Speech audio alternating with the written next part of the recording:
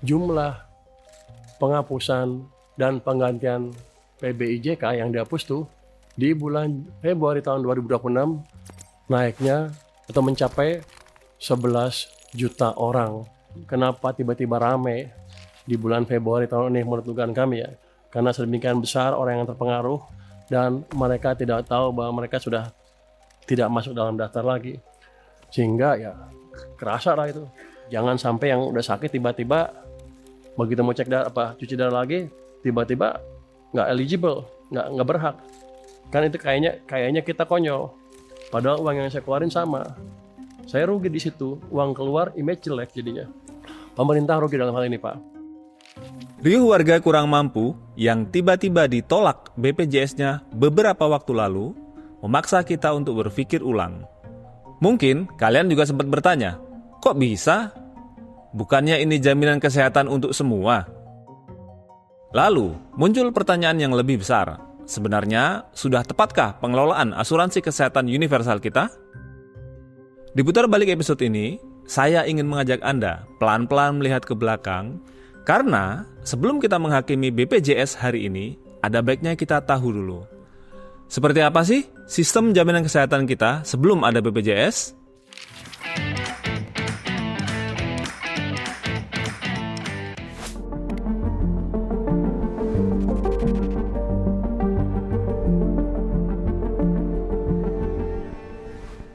Long story short dulu ya. Jadi, asuransi kesehatan di Indonesia pertama kali muncul tahun 1968. Tapi bukan untuk semua orang. Hanya untuk pegawai negeri sipil, keluarganya, dan pensiunannya. Artinya sederhana. Kalau Anda bukan PNS, Anda tidak punya jaminan kesehatan. Kalau Anda buruh, pedagang kecil, petani, atau warga miskin, Anda tanggung sendiri biaya sakit Anda. Dasarnya adalah keputusan Presiden nomor 230 tahun 1968. Saat itu, penyelenggara asuransi kesehatan untuk PNS dan keluarganya adalah Badan Penyelenggara Dana Pemeliharaan Kesehatan atau BPDPK. Pada tahun 1974, ada sekitar 1,3 juta anggota BPDPK dari total 1,5 juta pegawai negeri sipil. Tapi, dari 1,3 juta itu, hanya 80% yang mengajukan klaim. Kenapa? Karena sistemnya belum nyaman. Misalnya, biaya berobat dibatasi. Di Jakarta, maksimal Rp350 sekali berobat. Sementara di daerah, Rp300. Dan klaimnya pun tidak boleh lebih dari 5 kali dalam sebulan. Bahkan, muncul beberapa keluhan dari para anggota. Ada anggota yang merasa ketika berobat ke puskesmas, keluhannya sering dianggap hanya masuk angin. Padahal mereka berharap dapat pelayanan yang setara dengan masyarakat umum. Tempo waktu itu menulis tentang BPDPK dalam laporan berjudul Murah dan Mujarab. Ini terbit pada 23 November 1974. Isinya menarik. Jadi, setelah 5 tahun berdiri, BPDPK mencoba mengatasi kekurangan obat murah yang bermutu. Sebelumnya, dokter-dokter di pedalaman mengeluh sulit mendapatkan obat dengan harga terjangkau.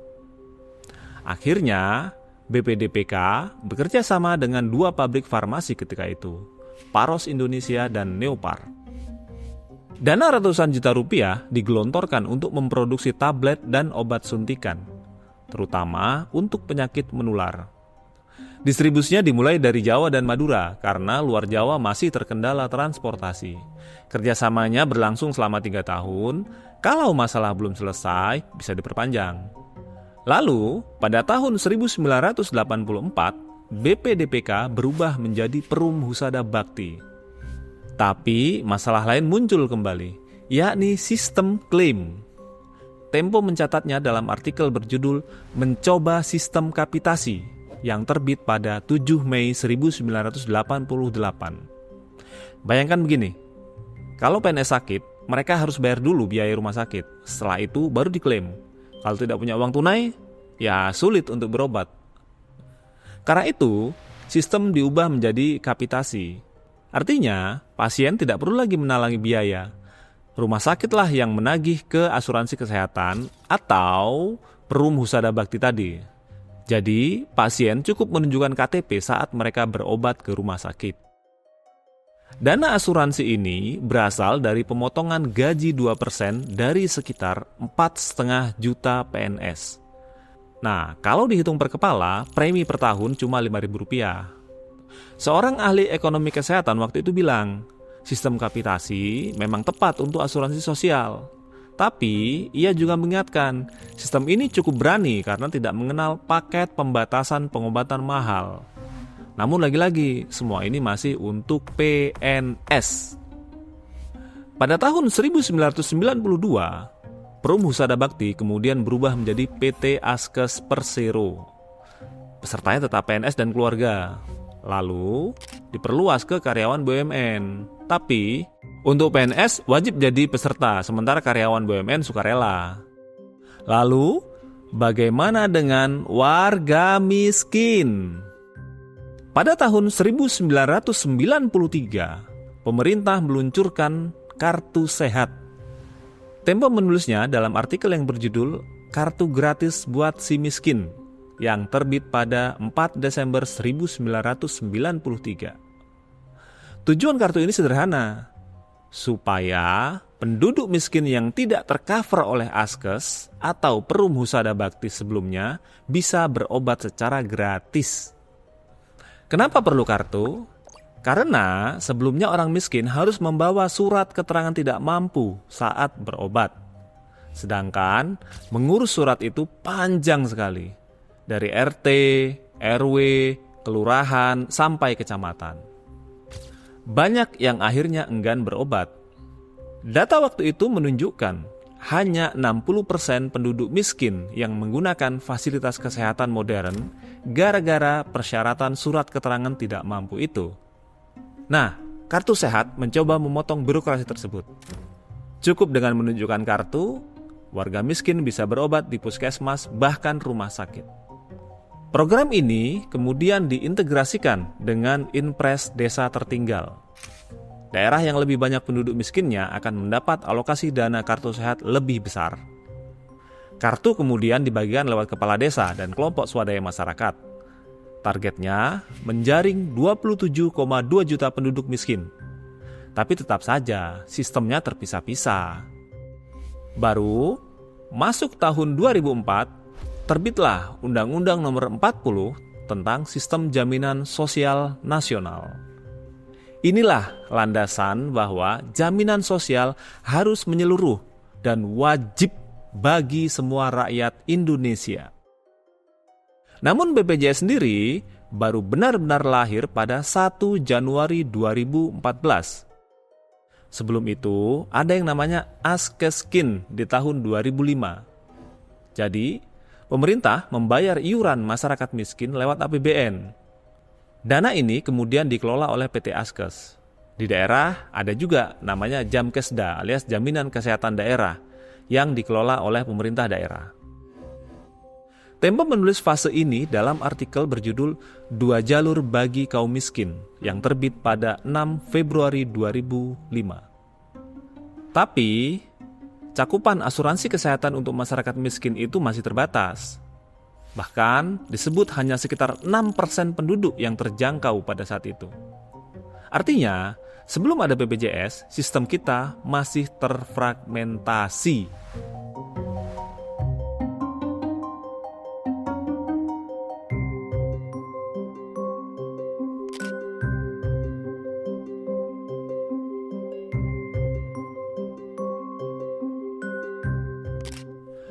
Fahmi Idris memulai harinya dengan secangkir kopi hitam tanpa gula. Menghabiskan setengah isi cangkir dalam sekali teguk, dia berkata kepada Tempo, "Ini hari yang sibuk." Padahal, itu hari terakhir di tahun 2013, ketika semua orang sudah siap bersenang-senang di akhir tahun. Pagi itu, 31 Desember 2013, dia menghadiri peluncuran Badan Penyelenggara Jaminan Sosial Kesehatan oleh Presiden Susilo Bambang Yudhoyono di Istana Bogor. Per 1 Januari 2014, perusahaan yang ia pimpin, PT Askes Indonesia, berubah menjadi Badan Penyelenggara Jaminan Sosial atau BPJS Kesehatan.